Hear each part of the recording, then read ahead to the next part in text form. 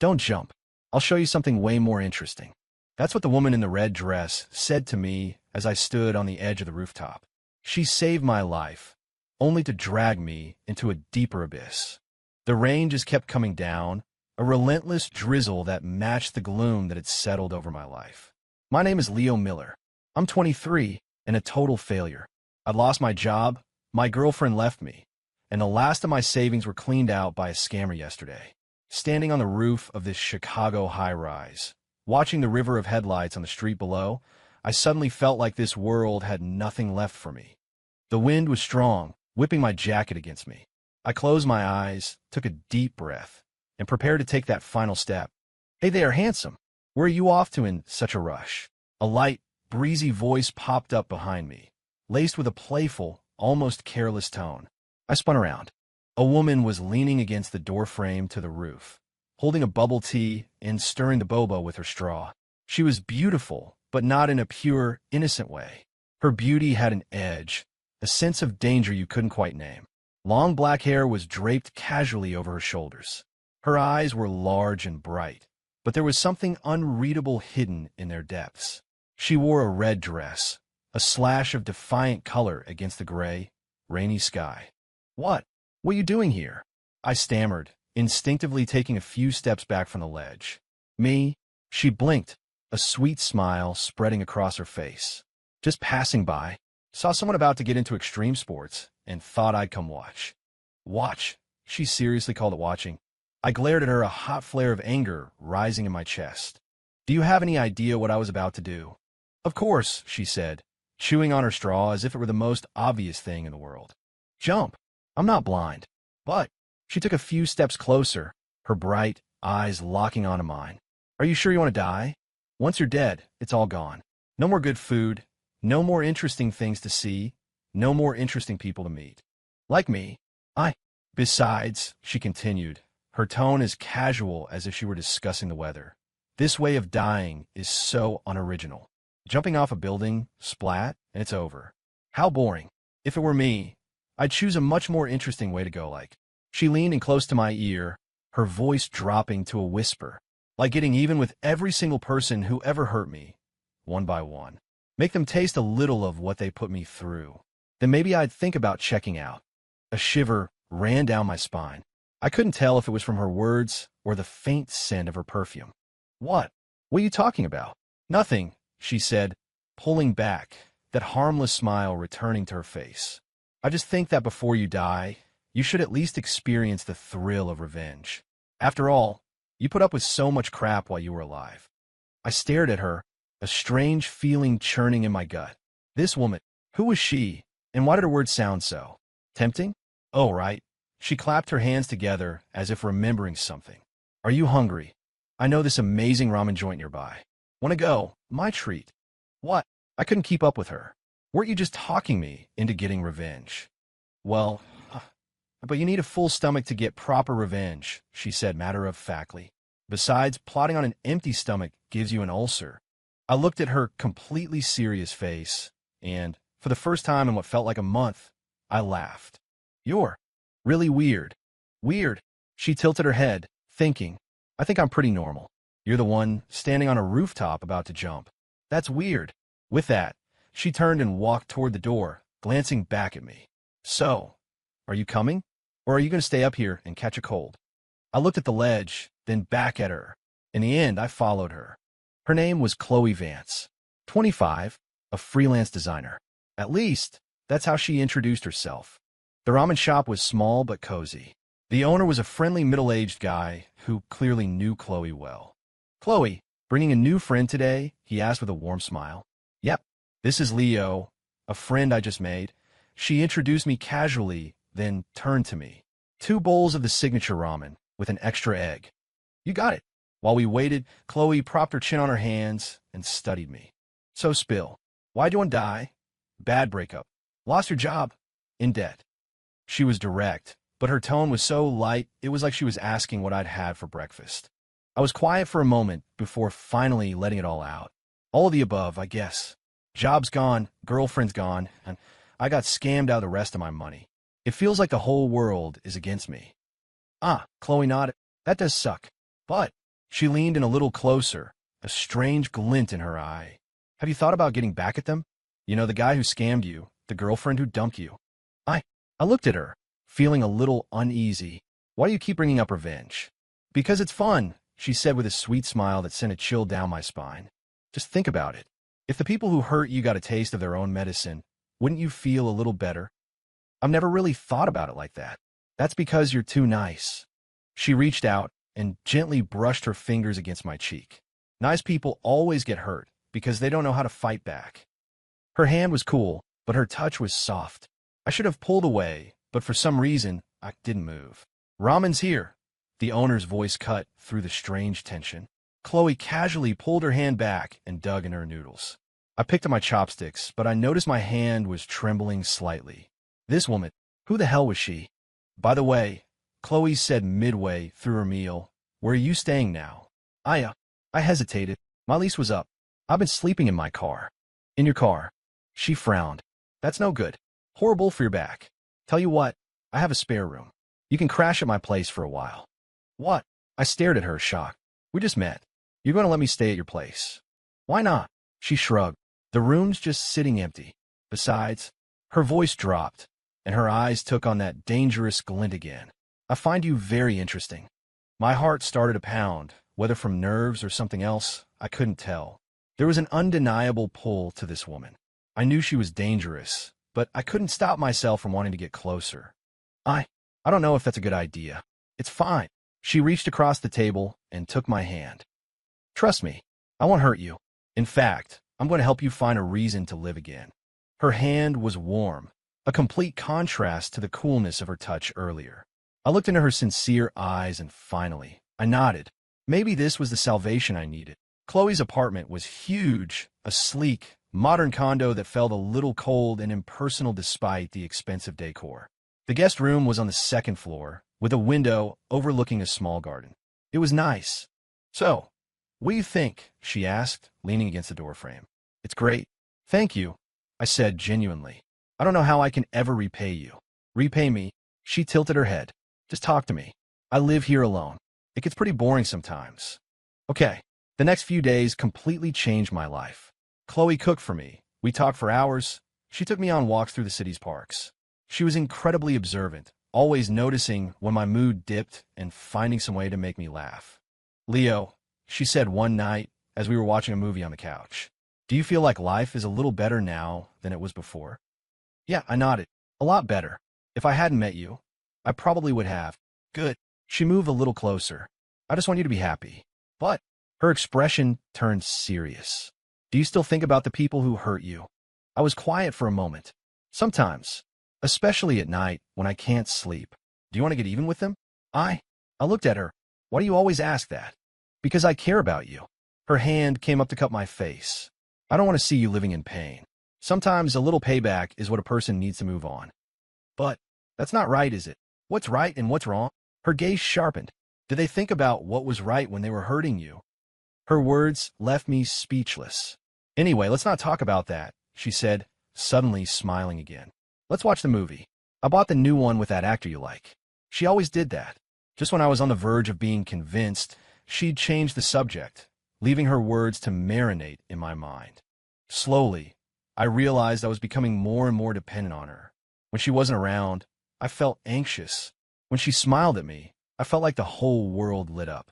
I knew it wasn't normal, but I couldn't help it. Chloe, I finally worked up the courage to ask one day. What? What are we? She was in the kitchen cooking, and her hands paused for a fraction of a second. What do you want us to be? She asked, turning to face me, an unreadable emotion in her eyes. I don't know. All I know is I can't be without you. She walked toward me and ran her fingers through my hair. Then don't be. I can't be without you, either. Really? Really? She leaned in and kissed my forehead. You're the most special person I've ever met. In that moment, I thought my heart was going to melt. A month later, Chloe said to me, Leo, I found the address of the guy who scammed you. I was drinking my morning coffee and almost choked. What? Why? Why were you looking for him? To help you get justice, of course, she said matter-of-factly. I had a friend look into it. The guy's name is Kevin Davis. He scams people online for a living. You weren't his only victim. But But what? She sat down next to me, her expression serious.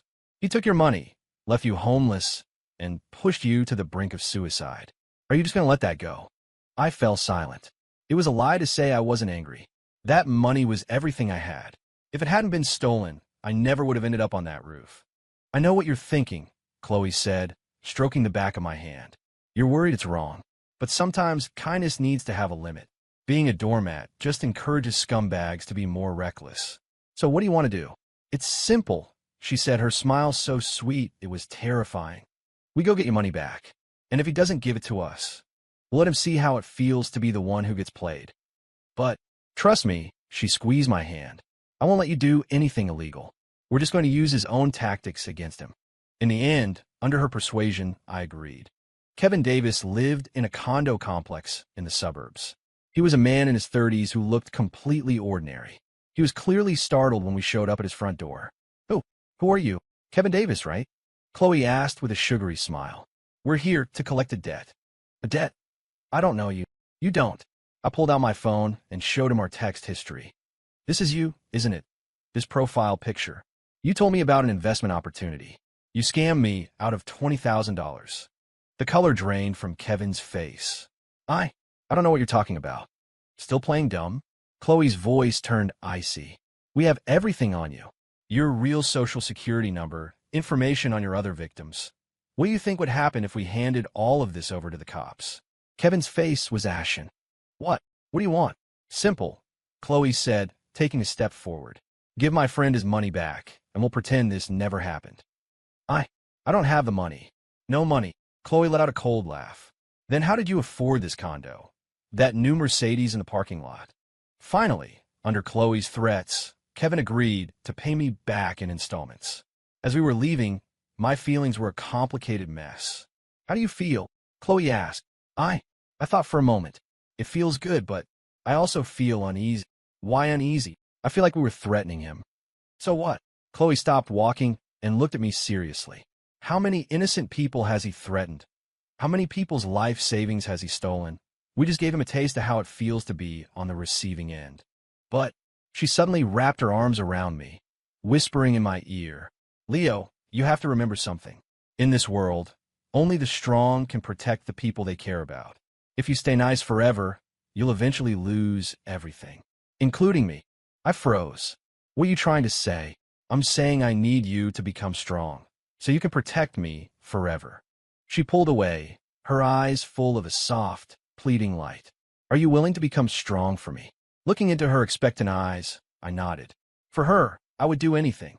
After the debt collection incident, Chloe was even more affectionate. She would whisper in my ear, hug me out of nowhere, and look at me with an intensity that made my heart race. "Leo," she said one day, curled up against me on the couch. "You know, before I met you, I thought the world was so boring." "Why?" "Because most people are such hypocrites. They talk about kindness, but deep down they're all selfish. But you're different. You're genuinely good." I don't think I'm that good." "You are," she said, looking up at me. "But good people need to be protected. I want to protect you, and I need you to protect me." "Okay, of course," I answered without hesitation. "So if someone tried to hurt me, what would you do?" I protect you." What if that person was really powerful? What if the normal ways of protecting me didn't work? I looked into her pleading eyes, and a strange impulse surged through me. Then I'd use abnormal methods. She smiled, and it was the most beautiful smile I had ever seen. "I knew you'd say that." She pressed a soft kiss to my lips. "With you by my side, I'm not afraid of anyone." A few days later, Chloe told me she was in trouble. "What kind of trouble?" I asked, my body tensing. "My former best friend," she said, her expression pained. "She's been harassing me. She said if I don't do what she wants, she's going to ruin my life." "What?" I shot to my feet, furious. "Who does she think she is, threatening you like that?" "Because she knows some of my secrets," Chloe said, her head bowed, her voice trembling. "If she tells people, I'll be finished." "What secrets?" I can't say. If you knew, you probably wouldn't like me anymore." Seeing her in such pain felt like a knife twisting in my gut. "No matter what the secret is, I'll never not like you," I said, pulling her into a hug. "Tell me who she is. I'll go warn her." It's no use, she shook her head. She won't listen. And if I make her angry, she might do something even worse. Then what do we do? She looked up at me, her eyes filled with a complex mix of emotions. Unless she could never speak again. My heart hammered against my ribs. What are you saying? I don't know. She shook her head, looking distraught. I just keep thinking if she disappeared, we could be together forever. But that's wrong. I shouldn't be thinking things like that. No, I said, holding her tighter. You're not wrong. If someone is trying to hurt you, they're our enemy. But, no buts. My mind was made up. Tell me who she is and where I can find her. I'll take care of this. She looked at me, her eyes shining with tears of gratitude. Leo, would you really do that for me? Yes, I answered without a shred of doubt. I would do anything for you. She kissed me then, a desperate, passionate kiss that left me breathless. I love you, she whispered against my ear. I love you more than anything. In that moment, I felt like I belonged to her completely and utterly. Chloe's former best friend was named Jessica Reed, a freelance designer. According to Chloe, she was currently putting together a portfolio and often worked late at her studio alone. Are you sure about this? Chloe asked before I left, her voice laced with worry. Yes. I nodded. I can't let her keep threatening you. But what if something happens? Nothing will happen, I said, taking her hand. Trust me. In truth, I was terrified, but seeing the hope in Chloe's eyes erased all my fear. For her, I would face any danger. Jessica's studio was in a converted loft building, the kind that was mostly empty at night. Following Chloe's instructions, I got into the building easily. When I pushed open the studio door, I saw a woman with long hair sorting through design sketches. She looked up at the sound, her eyes widening slightly when she saw me. Who are you? How did you get in here? I'm a friend of Chloe's, I said, trying to keep my voice steady. We need to talk. Chloe. Her expression soured. She sent you. She told me you've been harassing her. Harassing her? Jessica let out a bitter laugh. Do you have any idea who she is? Do you know the things she's done? I'm not here to listen to you badmouth her. Badmouth? Jessica stepped closer. Let me tell you, that woman is not who you think she is. She's a complete psycho, a dangerous. I didn't let her finish. I swung, my fist connecting with her jaw. She stumbled back, crashing into a shelving unit. Sketches scattered across the floor. You hit me, she gasped, holding her face, her eyes wide with disbelief. Let me hear you say one more bad thing about Chloe, and it'll be more than just a punch, I threatened. You have no idea what you're doing, Jessica said, scrambling to her feet.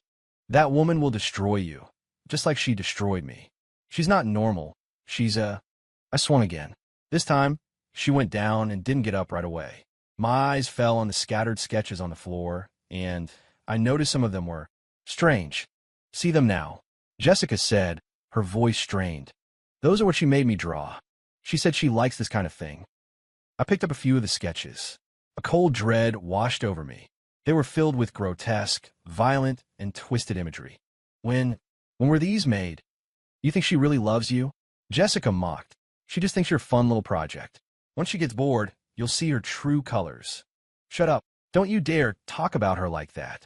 But looking at those drawings, an unspeakable dread began to bloom in my chest.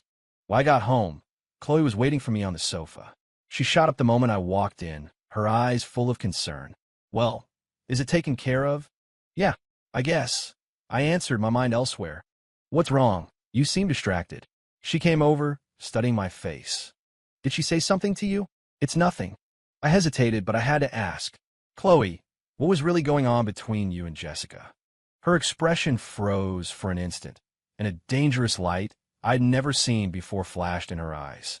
Just as quickly, it was gone, replaced by her usual expression. Why do you ask? What did she tell you? She said you're not who I think you are. What else did she say? Her voice had grown colder. She called you a psycho. My gaze met hers, and I saw some of her design sketches. Chloe was silent for a long time. Then, she started to laugh. It was a sound that filled me with a primal fear. I see, she said slowly. She showed you the drawings. Those drawings, are they real? Do you want to know the truth? She walked toward me, her eyes glinting strangely. Do you really want to know what kind of person I am? I nodded. I was terrified, but I had to know.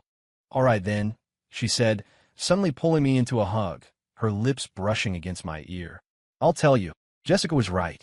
I'm not normal. I love watching people suffer. I love controlling their lives. I love taking good, kind people and turning them into monsters just like me. I tried to push her away, but her grip was like iron. Do you know why I saved you? She continued. Because I could tell at a glance that you were a good person. And good people are the easiest to break. I wanted to see just how far a good person would go for love. You're lying. Am I? She released me, a satisfied smile on her face as she took in my horrified expression. Then what do you call what you did tonight? You assaulted an innocent woman. You threatened her. Is that your definition of good? I was trembling from rage or fear, I couldn't tell. But her voice suddenly turned gentle again. The one thing I didn't lie about was loving you. I do love you. I'm desperately in love with you. And because I love you so much, I want to make you just like me. That way, we can be together forever. I will never be like you. Oh, she tilted her head. Then why did you go threaten Jessica tonight? Why did you hit her? Was it out of some sense of justice? No, it was because you love me. For me, you've already done things you never would have done before. I wanted to argue, but I couldn't. She was right. For her, I had already crossed so many lines. So, she said, stroking my cheek, do you still want to leave me? I looked at her beautiful, dangerous face, and my heart was a tangled mess of conflicting emotions. Fear, obsession, anger, and love. I don't know. That's okay. She smiled gently. Take your time. It doesn't matter, anyway. I'm never going to let you go. In the days that followed, it was as if Chloe had completely dropped her mask. She no longer hid her true nature. But strangely, I didn't feel scared. Instead, I found myself even more obsessed with her. Leo, she said one morning, curled up against me. You know, Jessica texted me yesterday. What did she say? She said she's going to the police, Chloe said with a little laugh. Said you assaulted and threatened her. My heart leaped into my throat. What are we going to do? Do? She looked up at me, that dangerous glint back in her eyes. We're going to make her shut up, of course. Ow! Simple, she said, tracing my lips with her finger. We'll show her the consequences of crossing me. But this time, I want you to come with me. What? Scared. Her eyes filled with disappointment. And here I thought you'd finally changed. Seeing that look on her face hurt more than anything. No, I'm not scared, I said, pulling her into a tight embrace. For you, I'm not afraid of anything. She smiled, a look of pure satisfaction. I knew you'd say that. You're the best, Leo. That night, we went to Jessica's apartment together. Chloe had prepared a bag of things, including some strange vials and tools I didn't recognize. What are those? I asked. Just some fun little toys, she said with a mysterious smile. Things that make people tell the truth. When Jessica saw us at her door, her face went white. What? What are you doing here? I've already called the police. The police. Chloe pushed past her into the apartment. Perfect. Then we can tell them all about what you've done. What I've done? I haven't done anything. Nothing. Chloe pulled a small digital recorder from her purse. Then how do you explain this recording? The one where you admit to betraying your friends, selling secrets, and getting an innocent person killed. Jessica's face contorted in horror. How? How do you have that? Because I know everything, Chloe said, advancing on her. Did you really think no one knew what you did? Did you think you could just play the victim and point the finger at me? Seeing the terror on Jessica's face, everything suddenly clicked into place. Chloe had never lied to me. Jessica was the real monster. I see, I said, moving to Chloe's side. You were protecting me this whole time, keeping the truth from me. I was afraid it would hurt you, Chloe said, taking my hand. You're so good. I didn't want you to see how ugly the world can be. Tears welled in my eyes. This woman, she had shouldered so much to protect me. Chloe, I'm so sorry. I should have trusted you. It's okay. She looked at me, her expression soft. As long as you know the truth now. In the end, faced with the recording, Jessica caved. She promised to never bother Chloe again and to drop the police report. Watching her flee in disgrace, I felt the thrill of revenge for the first time. After that night, I understood one thing completely. Chloe had never lied to me. She was dangerous, and she wasn't normal, but her love for me was real. Leo, Chloe said, stopping on the sidewalk as we walked home. Do you regret it? Regret what? Meeting me. Falling in love with me. There was a flicker of insecurity in her eyes. If you do, I can make you forget all of this. No. I cut her off without hesitation. I don't regret a single thing. In fact, I'm grateful I met you. But I turned you into someone else. You didn't turn me into someone else, I said, pulling her into my arms. You just opened my eyes to what the world is really like. You taught me how to protect myself and how to protect you. She looked up at me, her eyes shimmering with emotion. You really think so? I know so. Without you, I'd probably be dead. You saved me. You gave me a new life and taught me how to truly live in this ruthless world. Leo. And what's more, I leaned in, my lips brushing her ear. I've discovered I kind of like watching bad people get what they deserve. Being with you. I've never felt happier. She kissed me then, a wild, frenzied kiss full of desperate love. I love you, she whispered against my lips. I love you more than anything. Let's never be apart. Okay. Okay, I answered. Never. A few months later, we moved to a new city to start over. Chloe, in her own way, helped me tie up all the loose ends from my past, including the people who had hurt me. Now this life feels completely normal. I've learned to handle problems the way Chloe taught me, to be tough when necessary. But my love and tenderness for her have only grown. Leo, Chloe murmured one night, nestled in my arms. You know, I never thought I could be this happy. Me neither, I said, stroking her hair. I used to think the world was unfair to me. But now I get it. As long as I'm with you, it doesn't matter if the whole world is our enemy. She said, closing her eyes contentedly. As long as you're here to protect me, I'm not afraid of anything. I will always protect you. I kissed her forehead. No matter what happens, I will never let anyone hurt you. What if one day I do something really terrible? She asked, her eyes opening to look at me. What if I hurt someone innocent? I thought for a moment, then answered honestly. Then I'll help you clean up the mess, and we'll face the consequences together. She smiled, and it was the most genuine, innocent smile I had ever seen on her face. I knew you'd say that. We really are perfect for each other. Of course we are, I smiled back. We're the perfect pair. A psycho, and a man she's completely conquered. Hey, who are you calling psycho? She swatted my chest playfully. I'm just special. All right, you're special, I said, looking at her with all the love in my heart. My very special Chloe. We held each other tightly, feeling the warmth of our shared world. Life in a new city was calmer than I expected. Chloe took on some freelance design projects online, and I found a job as a programmer. On the surface, we looked like any other ordinary couple, but only we knew just how extraordinary our love was. Leo, I have this annoying client today who's trying to get a design for free. Chloe pouted, complaining to me. What are you going to do? I asked, continuing to prep dinner. I'm thinking of teaching him a lesson about respect, she said, a dangerous glint in her eye. Need my help? Nah, I can handle a small fry like him myself. She came up and wrapped her arms around me from behind. But I'm glad you care so much. Of course I care. You're the most important person in the world to me. Me too, she whispered in my ear. Sometimes I think, if you had actually jumped that day, we never would have met. And I might have gone my whole life without ever knowing what real love feels like. Don't say things like that, I said, turning to hold her. We're together now, and we'll be together forever. Right, forever, she said, hugging me tightly. No matter what happens, we'll face it together. That evening, we watched a movie. Chloe picked a thriller about a woman who commits a series of extreme acts to protect the man she loves. Do you think the main character was right to do those things? Chloe asked me. I think love is inherently selfish, I answered after a moment. If you truly love someone, anything you do to protect them is justified. Chloe smiled, satisfied. I knew you'd say that. We really do think alike. That's because we're one and the same, I said, stroking her cheek. Your thoughts are my thoughts. Your enemies are my enemies. And your happiness is my happiness. Your pain is my pain, she added. Exactly. We looked at each other and smiled, then fell into a deep kiss. Time flew by. In a blink, we had been together for a year. We had been through a lot, but every challenge only made our bond stronger.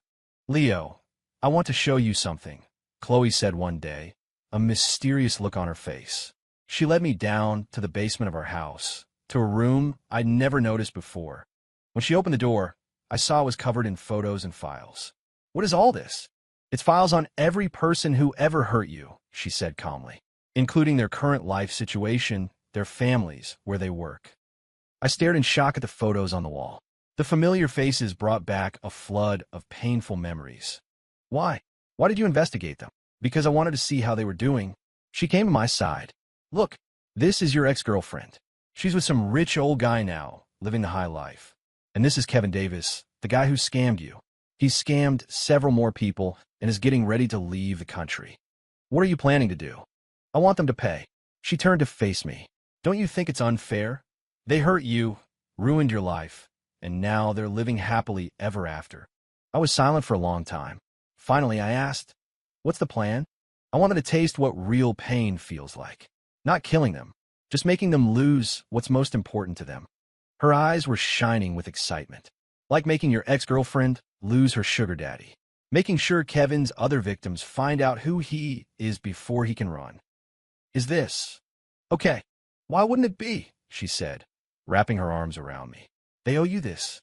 It's payback. And after this, you'll finally be free." I looked into her expectant eyes, and finally, I nodded. "Okay, let's do it together." She kissed me excitedly. "I knew you'd agree. We are so perfect for each other." Over the next few months, we carried out our revenge plan. Chloe was brilliant. Every step she designed was flawless, ensuring no innocent people were harmed and leaving no evidence behind. Watching the people who had hurt me suffer one by one, I felt a pleasure I had never known. "How does it feel?" Chloe asked me. "Incredible," I answered honestly.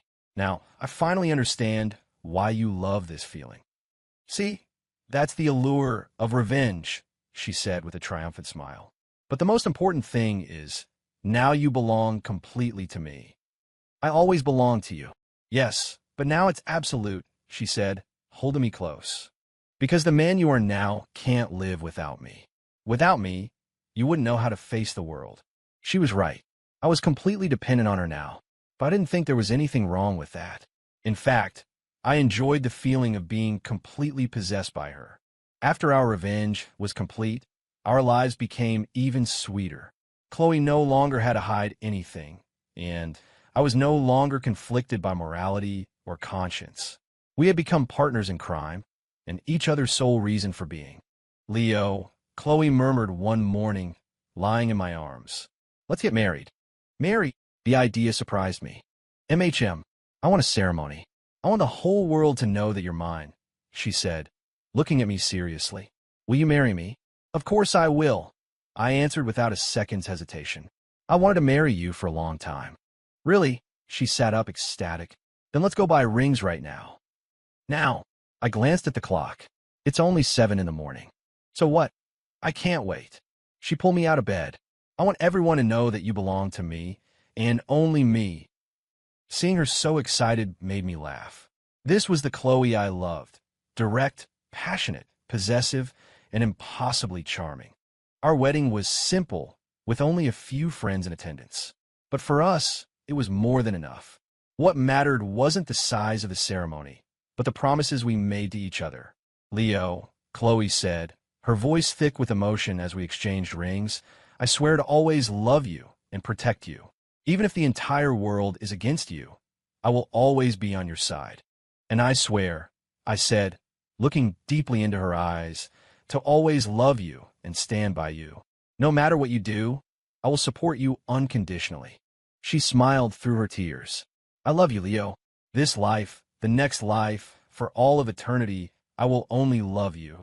"Me too, Chloe. I will only ever love you." As we kissed, I felt like the entire universe had aligned into perfect harmony. Married life was even happier than I could have imagined. Chloe became even more tender and considerate. Though she still had that dangerous allure, with me, she was always at her softest. "Honey," she loved calling me that. "This new client wants to meet in person, but I'm getting a weird vibe from him." "Then don't go," I said, not looking up from my work. "Or I'll go with you." "Okay. With my husband here to protect me, I'm not afraid of anything." She came over and wrapped her arms around my shoulders. "You know, ever since we got married, I feel so safe all the time." "Why is that?" Because I know that no matter what happens, you'll be by my side, she whispered in my ear. With you here, I'm never alone, never scared. Silly, I said, taking her hand. We're married. Of course we'll always be together. Yep, always together. She sighed contentedly. Sometimes I wonder what would have happened if I hadn't found you on that rooftop. Then I would probably be dead, and you would still be searching for true love. Impossible, she said firmly. I could never love anyone else, not even if the world ended. My heart only has room for you. Her words sent a wave of warmth through me. Me too, Chloe. In this life, I will only ever love you. What about the next life? We'll be together in the next life, too. And the one after that. The one after that, too, I said, turning to hold her. She beamed. You said it. No takebacks. No takebacks. Never. A year later, Chloe got pregnant. When she told me the news, I was so emotional I almost cried. Really? We're having a baby, MHM, she said, stroking her still flat stomach. Our baby. This is amazing. I picked her up and spun her around. We're going to be parents. Do you think it's a boy or a girl? Either one is perfect, I said seriously. Boy or girl, I'll love them with all my heart. If it's a girl, she'll be beautiful, just like me, Chloe said proudly. If it's a boy, he'll be kind, just like you. What if they're both beautiful like you and kind like me? Then they'd be too perfect, she laughed. But I do hope they inherit our best qualities. What qualities are those?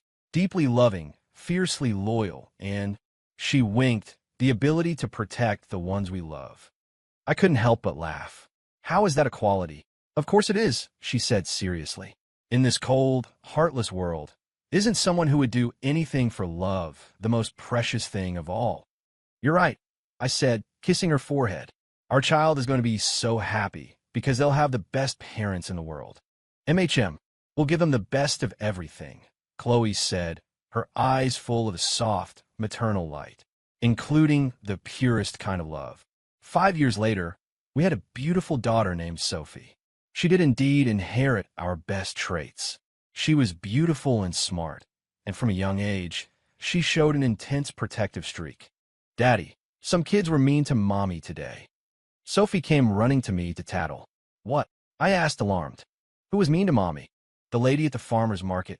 She said Mommy was being too picky with the vegetables and had a bad attitude. Sophie said, her little fists clenched. I'm going to go teach her a lesson. Haha, it's okay, sweetie, Chloe said, picking our daughter up. Mommy already took care of it. How did you take care of it? I asked, curious. Simple, Chloe winked. I bought the entire vegetable stand. Now that lady works for me. Sophie and I both stared, our jaws on the floor. Mommy, you're so cool. Sophie looked at Chloe with pure adoration. I want to be cool like you when I grow up. Okay, Mommy will teach you, Chloe said, stroking her daughter's hair. But the most important thing to remember is that we only protect the people we love. We don't bully innocent people. I know. Sophie nodded seriously. I'm going to protect Daddy and Mommy. Watching them together, my heart overflowed with happiness. Leo, Chloe said that night, after we had tucked Sophie into bed and she was lying in my arms. Do you have any regrets? About what? I asked, stroking her hair. About falling in love with a woman like me. About becoming the man you are today. I've told you so many times, I don't regret a thing, I said, looking her in the eyes. If I had the chance to choose all over again, I would still choose you. Even though I'm dangerous, I love you because you're dangerous. I kissed her lips. Anyone can have a normal love story. But a crazy, all-consuming love like ours. You can't find another one like it in the whole world. We're one of a kind, she murmured, closing her eyes. Thank you, Leo. Thank you for showing me what real love is. I should be the one thanking you, I said, holding her tightly. You saved me. You gave me a new life and taught me what it means to truly be alive. Then let's just thank each other, she chuckled softly. Thank fate for letting us meet. Thank each other for never letting go. And thank this beautiful family we've built. Yeah, thank you for everything. Outside, the moonlight poured through the window, bathing us in its soft glow. We held each other, just as we had on that very first day. This was our happy ending.